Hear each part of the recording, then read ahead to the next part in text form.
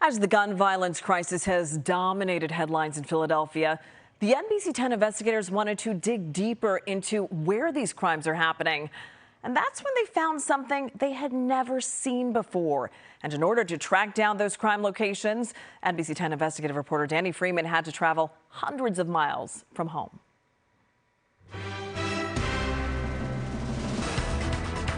Philadelphia is struggling with certain types of crime these days. Homicides, shootings, and carjackings are all on the rise. But we wanted to know more.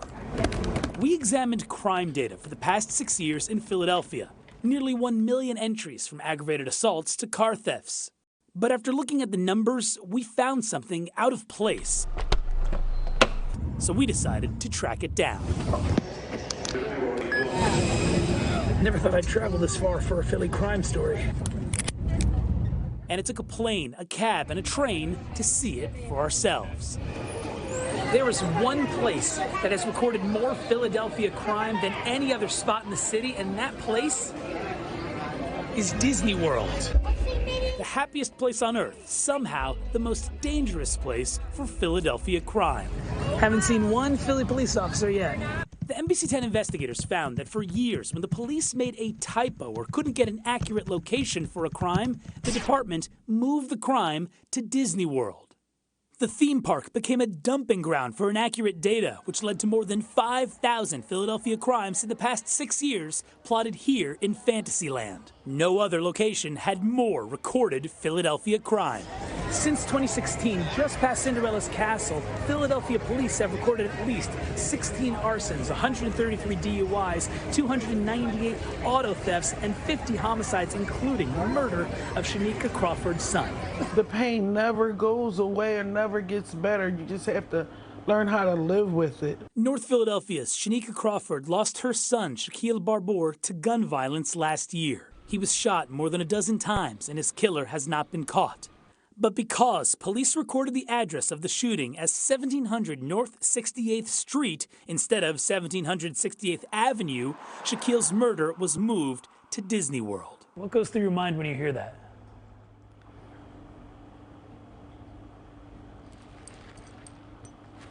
It's hurtful.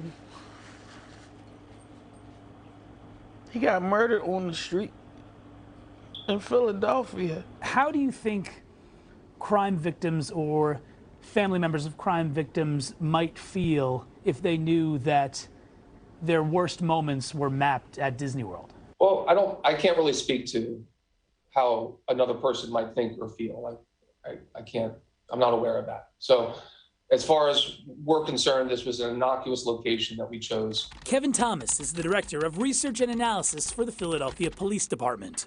He said the choice to map these crimes at Disney was made more than a decade ago, before he got into the position. In no way was this meant to be in any way humorous, or it was just an innocuous location chosen within the U.S. that would obviously not have anything to do with Philadelphia whatsoever. It conveys the wrong message that a police department doesn't really care. Robert Kane leads Drexel University's Criminology and Justice Studies. He explained it's not uncommon for police departments to have to deal with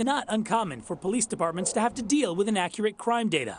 But it is uncommon to choose a default location like Disney World, the industry, the ocean. I don't think you would want your crime or a crime committed against somebody close to you kind of minimized by the very agency that's supposed to be investigating and trying to make it right. Thomas with the police noted of the millions of crimes reported for more than 10 years, only 2% were mapped in Fantasyland. But 5 months after the NBC 10 investigators started asking about this years-long practice, something changed. The Disney data disappeared. After you had requested a discussion about this, we've actually gone through a process of changing that. The bad data has been removed from Disney and relocated in the Atlantic Ocean. The happiest place on earth, no longer a hotspot for Philadelphia crime. For the investigators, Danny Freeman, NBC 10 News. We reached out to Disney to hear their take on this. We have not yet. NBC 10 News. Right now at 4:30, plotting crimes. For 2 years, Philadelphia has struggled with an increase in certain violent crimes, and the impact has touched communities across the city. But when the NBC 10 investigators discovered thousands of city crimes being recorded outside of Philly, they decided to dig deeper. Investigative reporter Danny Freeman has this story, which caused police to actually change their policies. When she cooks dinner each night, Shanika Crawford remembers how her son Shaquille would surprise her. He could be very quiet and sneak up behind me, and he'll grab me, hug me, and start kissing me and shaking me. But he just loved to make people laugh. Shaquille was murdered last year in West Oak Lane. He was shot more than a dozen times. I wake up and go to sleep with the sight of him on the ground. Shaquille was killed here on 68th Avenue. But according to Philadelphia police records, the shooting did not happen on that street. Never thought I'd travel this far for a Philly crime story. A few months ago, the NBC 10 investigators discovered when police made a typo or couldn't get an accurate location for a crime, the department moved the crime to Disney World. We found thousands of crimes plotted to Fantasyland, including Shaquille's homicide. After our reporting, police changed the policy, which had been in place for more than a decade. Inaccurate data is now mapped in the Atlantic Ocean off the coast of Africa, which is an industry standard. But is plotting crimes in the middle of the ocean really the best thing to do? Why not just fix the bad data? We took a look at homicides over the past 6 years that had been mapped incorrectly. There were fewer than 100. Many just had typos. In Shaquille's case, the killing happened on 1768th Avenue, not 1768th Street, as was recorded. In the end, we were able to correct locations for 40 homicides. So why can't police? Why not just fix that underlying data? So, first of all, that would be, if we were to fix every single crime, every single police interaction, or every single record, we would be talking about thousands and thousands and thousands of records a year. Kevin Thomas is the director of research and analysis for the Philadelphia Police Department. He emphasized this mapping issue does not impact PPD's ability to solve crimes and noted only 2% of Philly's crime data have errors. We discovered it was about 1,000 cases per year. If we want perfect data, right, it's going to cost time.